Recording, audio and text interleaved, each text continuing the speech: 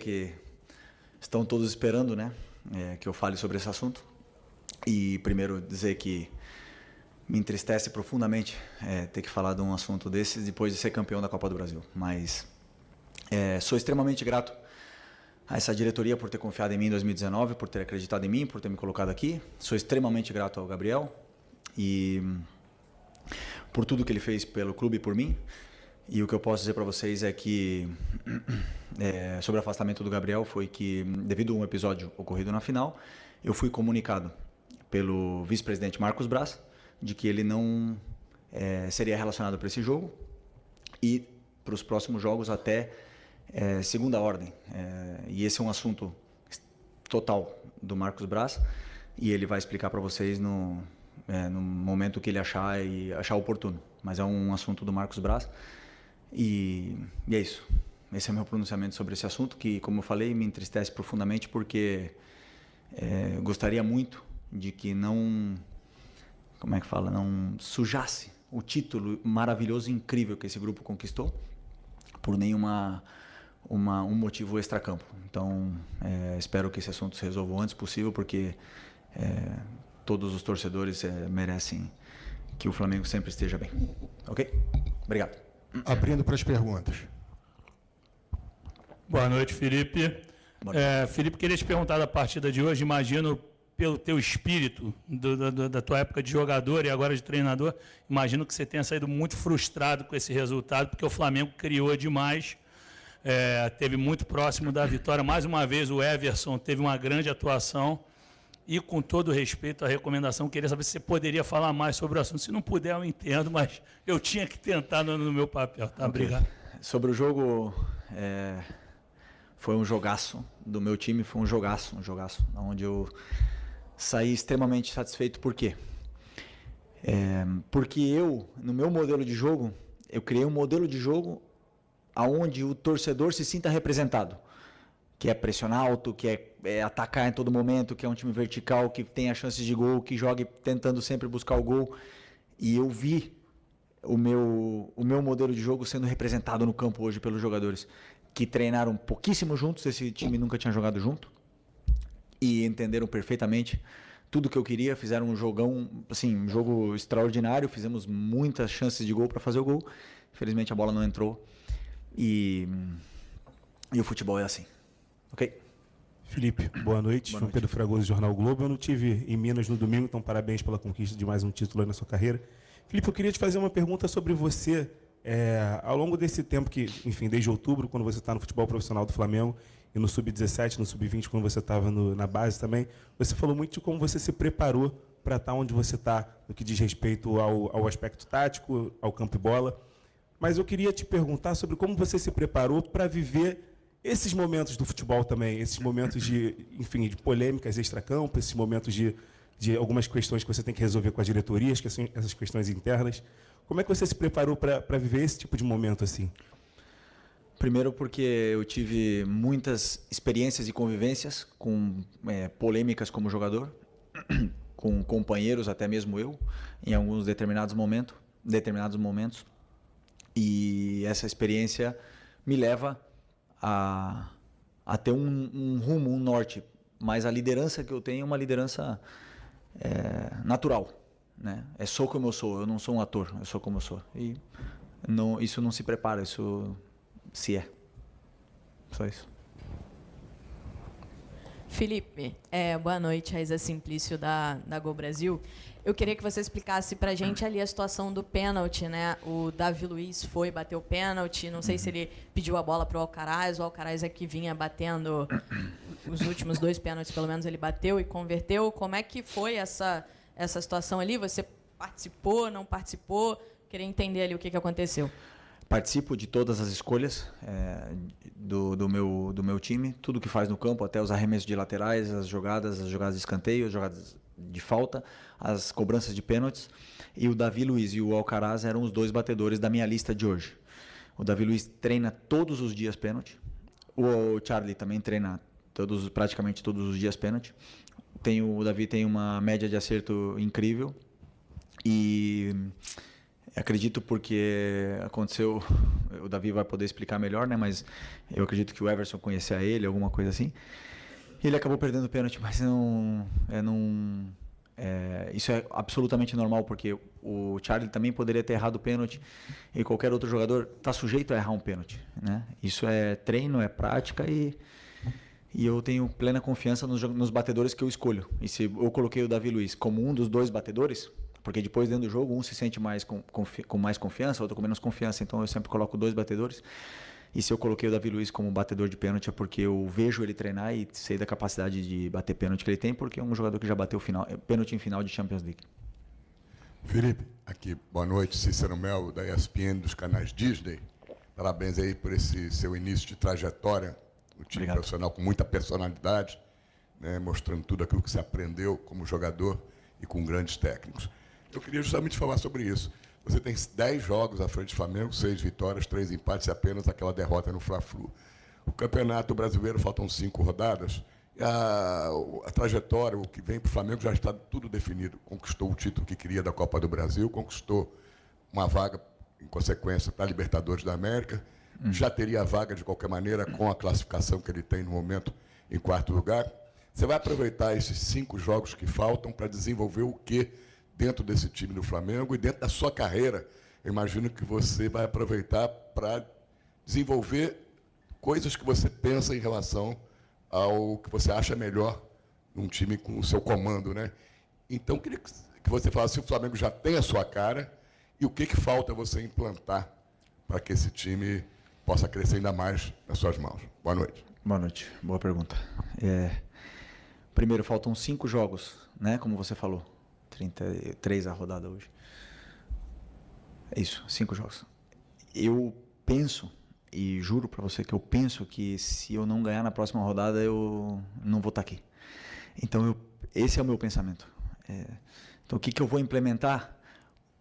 Meu modelo de jogo, que é muito similar ao que a torcida, o DNA que a torcida exige. Quero ver ele no campo, refletido no campo como foi hoje, no jogo de hoje, porém eu quero ganhar. Eu quero ganhar porque a única coisa que vai manter no cargo aqui é ganhar. E eu vou fazer de tudo para continuar aqui, ganhando, e vou exigir o máximo dos jogadores. Hoje eu vi um esforço extraordinário, eu vi um esforço incrível dos meus jogadores que acabavam de ser campeões e entramos com a responsabilidade de jogar como campeão da Copa do Brasil. Fizemos 25 chances de gol com um time, como eu falei, 25 chutes a gol, né? Com um time que nunca tinha jogado junto, com uma formação que eu não tinha treinado nunca. Então isso diz muito do nível dos jogadores que estão aqui e do comprometimento que eles têm com o clube e com a equipe. E isso me deixa muito feliz. O que eu vou fazer nesses 5 jogos, eu vou fazer de tudo para ganhar o próximo jogo. E se Deus quiser, eu vou estar daqui a 2 jogos também. Ok? Boa noite, Felipe. Bruna Medeiros, do Disfla. Hoje você escolheu iniciar com essa formação que você acabou de citar, que você não tinha treinado. 3 zagueiros e, pelo menos na minha avaliação, o time foi muito seguro defensivamente e também conseguiu criação de oportunidades, apesar de não ter feito gol. Esse esquema você está testando já pensando na temporada que vem? Você já vê, até você elogiou, né, no último jogo, falando que o Milito provou que o 3 zagueiros não é defensivo e tal. Então você enxerga isso como um possível esquema para a temporada de 2025, como essa tentativa da temporada que vem? E também se você puder fazer uma análise sobre como se funcionou do jeito que você imaginou também. Obrigada. Eu acredito que todo time que luta para ser campeão, um time completo, um time muito qualificado, ele tem que dominar 2 sistemas, pelo menos. Esse é o meu pensamento, tá? Sobre futebol. Nós dominamos muito bem o 4-4-2, 4-2-3-1, que é similar. E hoje, esses jogadores provaram que dominam o 3-4-3, 3-5-2. Então, hoje, por que eu coloquei essa estrutura no campo hoje? Primeiro, pelos jogadores que tinham. A qualidade, a característica dos jogadores que estavam disponíveis para o jogo de hoje. Que vocês viram, eram esses que estavam disponíveis para o jogo de hoje, mais o Lohan, do profissional, mais o Cleiton. O Léo não tinha condições de jogo de hoje e até completou o banco. Então, em função das características dos jogadores que estavam hoje no campo, esse para mim era o melhor sistema, que combinava muito com o jeito para pressionar o jeito que o Atlético Madrid não, o Atlético Mineiro joga. E foi, para mim funcionou muito bem, porque o primeiro tempo eu praticamente não vi o Atlético Mineiro no nosso campo, praticamente não vi.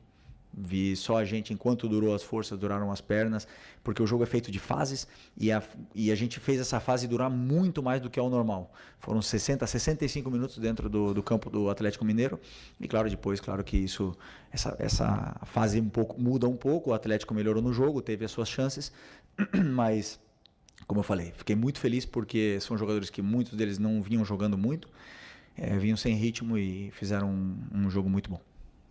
Felipe, boa noite. Vinícius, Sacramento MS Web Rádio. Queria te dar os parabéns pela sua temporada. Ganhou o título no Sub-17, Sub-20 e também no profissional. Eu queria saber de você como é que você vai fazer agora com esses 5 jogos para rodar o elenco, né? Porque você teve vários desfalques. Você acabou de dizer que teve um 14º com o Léo Pereira, que completou o banco, mas não tinha condições. Como rodar o elenco quando até fatores externos acabam atrapalhando a tua escalação? Pendurados, suspensos, lesionados, jogador afastado. O que fazer para essas rodadas finais com tantos desfalques?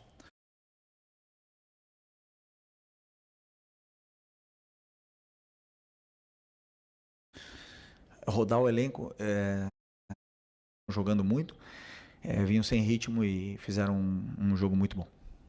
Felipe, boa noite. Vinícius, Sacramento MS Web Rádio. Queria te dar os parabéns pela sua temporada. Ganhou o título no Sub-17, Sub-20 e também no profissional.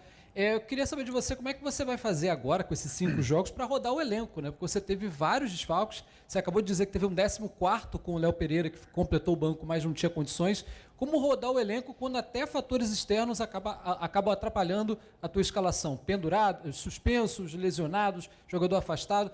O que fazer para essas rodadas finais com tantos desfalques? Rodar o elenco, como você fala em revezar os jogadores?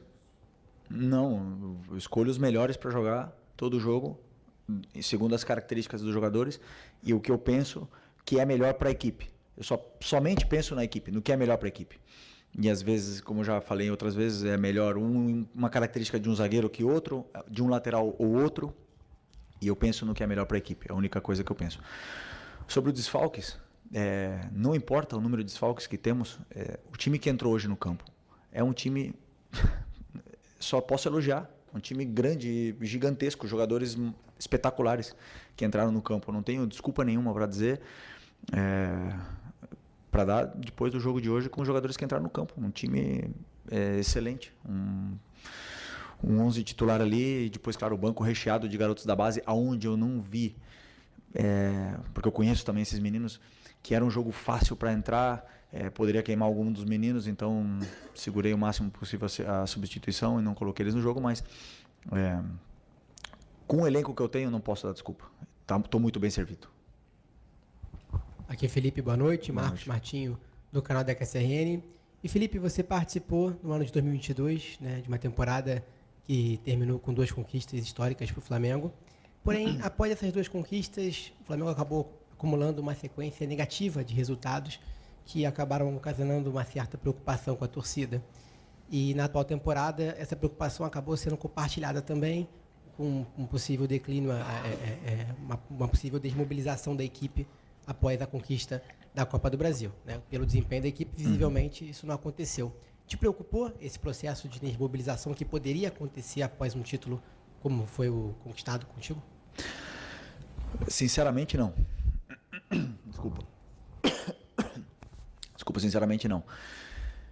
Eu conheço meus jogadores, eu vejo como eles treinam, isso é o primeiro. Depois eu vejo a ambição que eles têm. E como eu falei para vocês, eu tô com o meu cargo em jogo todas as rodadas. Eu penso isso, que eu vou ser demitido cada vez que eu perder o jogo. Então, eu vivo em estado de alerta constantemente. E quem não está no mesmo estado de alerta que eu, provavelmente não vai jogar. E eu vejo jogadores querendo, jogadores com ambição, jogadores no mesmo estado de alerta que eu. Então isso me deixou muito tranquilo no treino de ontem, por exemplo, quando eu vi eles treinando. Eu falei, eu estou muito bem servido, não tenho dúvida sobre o meu time, não tenho dúvida sobre a minha escalação, não tenho dúvida nenhuma, porque eu vi os jogadores treinando e querendo ganhar o jogo. Além de carregar uma responsabilidade de jogar como campeão da Copa do Brasil. E todos os outros times vêm para vencer o campeão. E isso aí que nos motiva também cada vez mais. Como eu falei, a minha fome e ambição não param. Boa noite, Felipe. Boa noite. Bruno Castanha. Você falou do Flamengo um domínio, né, amplo, 65 minutos. Você espelhou, né, a tua formação hoje com o time do Atlético. Mas você esperava, vindo dos outros 2 jogos da Copa do Brasil, essa falta, né, de espaço, ou hoje não está no mano a mano, tem cobertura, já que você botou Michael e Bruno Henrique por dentro, para tentar atacar aquele espaço que na Copa do Brasil tinha muito e hoje faltou? Obrigado. Eu não entendi bem o contexto. Você acha que você se surpreendeu com a mudança do Atlético Mineiro, a questão de um pouco mais baixo, e hoje não está no mano a mano o tempo todo, como teve nas duas últimos jogos? Não, o Atlético Mineiro não veio completamente no mano a mano no primeiro jogo da final. Eles deixaram uma sobra e hoje foi a mesma coisa. Eu esperava que eles fossem vir assim, com uma sobra também, até mesmo pelos jogadores rápidos que a gente tinha na frente. Tínhamos Wesley, Ayrton Lucas, Michael e Bruno Henrique. Então, vir pressionar mano a mano no Maracanã com esses jogadores rápidos era um risco muito grande. Eu não esperava que eles viessem assim. E conseguimos, com esse tipo de jogador super perigoso, pressionante, que o Michael, o Bruno não pararam, e o Charlie, o Matheus, todos eles não pararam de pressionar os 90 minutos.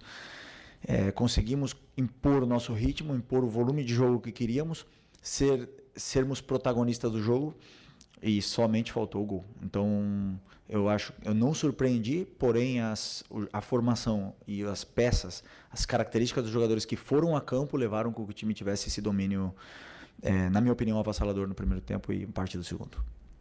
Aqui, boa noite, Felipe, Vinícius, canal Vini Rubro Negro, parabéns pelo título da Copa do Brasil. Falando um pouco do seu esquema hoje, acho que algo que muitos imaginaram, por ser um esquema com três zagueiros, era que o Ayrton Lucas, por exemplo, poderia se destacar um pouco mais, né? Ele que em 2023 viveu ótimos momentos com esse tipo de formação, né? Onde ele é um atleta que aparece muito ofensivamente, mas saiu até vaiado, acho que deixou um pouco a desejar nesse sentido. Queria saber que avaliação você teve da partida dele e como você vê esse momento do Ayrton Lucas e o que ele precisa para retomar a boa fase. O jogador vive de fases. Ele, obviamente, que veio jogando o Alexandro nos jogos mais importantes. E como eu falei para vocês, eu acredito que o jogador, para render ao máximo, ele precisa de minutos e minutos e minutos e minutos. E o Ayrton não está passando pelo seu melhor momento. Poderia afirmar isso. Mas, como eu falei, ele é de fases, o esquema hoje favorecia ele, mas atacamos muito pelo lado direito, porque o Wesley sim está numa grande fase. Então, e aí não favoreceu tanto o Ayrton naquele lado e acabou favorecendo mais o Wesley pelo lado direito. Mas ele cumpriu bem a função que ele tinha para fazer, ele fez o que ele tinha que fazer, ele entrou na área quando tinha que entrar, marcou quando tinha que marcar e cumpriu a função. Claro que sabemos que essa não é a melhor versão do Ayrton, porém, vou continuar dando carinho e esforço e também gosto de falar dos que estão bem, né? Dos que sim estão numa grande fase, como é o caso do Wesley, do Everton e outros tantos jogadores. Felipe, boa noite. Mauro Santana, canal do Mauro Santana. Apesar do domínio da partida, já mencionado, o Flamengo ter criado, mais uma vez o Flamengo esbarra, além da excelente noite do goleiro Everson, mas da necessidade já apontada, a preocupação de melhorar a eficiência da efetivação das jogadas criadas ofensivas. Você acredita que esse é o seu maior desafio nessa reta final de temporada, até já pensando em 2025? Eu falei numa outra entrevista que eu acredito que o gol a gente não ensina, né, aos jogadores. Assim, a gente pode criar muitos recursos para eles entrarem na área, para eles finalizarem e tudo mais. Mas tem dias que a bola não entra. E tem dias que, por exemplo, até pênalti a gente erra. E tem dias que, fazendo muito menos, você faz 2, 3, 4 gols. Então, eu associo isso a um daqueles dias que a bola não entrou.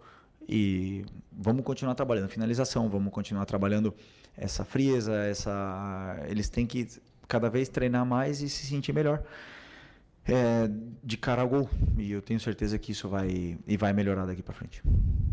Professor, últimas duas. Ok. Felipe, boa noite. Boa noite. Você fala que pensa o jogo a jogo, acredito que você já está preocupado com o próximo jogo contra o Cuiabá na semana que vem. Só que ontem a CBF divulgou a tabela, né, o calendário, na verdade, de 2025. Os estaduais começando ali por volta do dia 12 de janeiro. Teoricamente o Flamengo volta no dia 8, para no dia 8 de dezembro, volta no dia 8. Você teria 4 dias para treinar uma equipe, normalmente entra com os garotos da base. Você já tem uma Supercopa do Brasil no dia 2 de fevereiro e um brasileiro começando no final de março ali, já embolado também com Libertadores. Eu queria saber se você, quando olhou o calendário, já começou a pensar em alguma coisa para esse começo de ano e como é que você está vendo isso? A gente planejou uma parte da pré-temporada antes de sair esse calendário e confesso que eu não olhei. Até um erro, né? Mas não olhei esse calendário porque eu estava com a cabeça muito focada para o jogo de hoje. E agora temos essa semana toda para olhar e preparar. Né? Preparar essa pré-temporada, essas semanas, esses microciclos aí até chegar bem na final, como você falou. Temos aí um mês de férias obrigatórios por lei.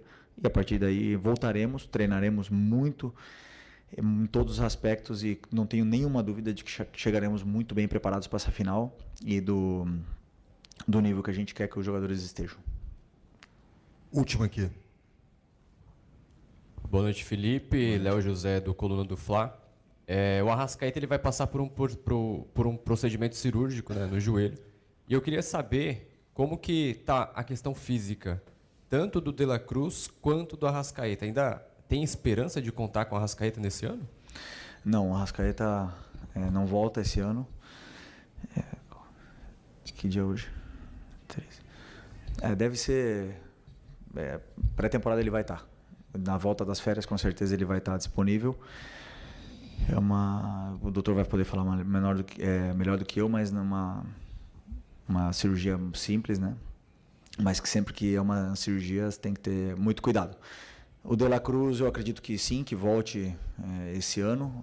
A minha esperança é que ele esteja contra o Cuiabá. Eu tinha esperança de que ele chegasse para a final, mas a lesão dele foi mais séria do que parecia. Ele está indo num processo perfeito de cicatrização. O departamento médico trabalha muito bem.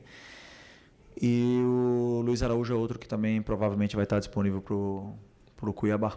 E aí, conforme esses craques voltem, o treinador fica com uma dor de cabeça feliz, né? E eu gosto de ter os melhores e poder escolher entre todos esses aí, escolher e ter os melhores à minha disposição sempre. Falou mais alguém? Não é isso? Então tá. Muito obrigado. Obrigado, boa noite, pessoal. Obrigado a todos, boa noite.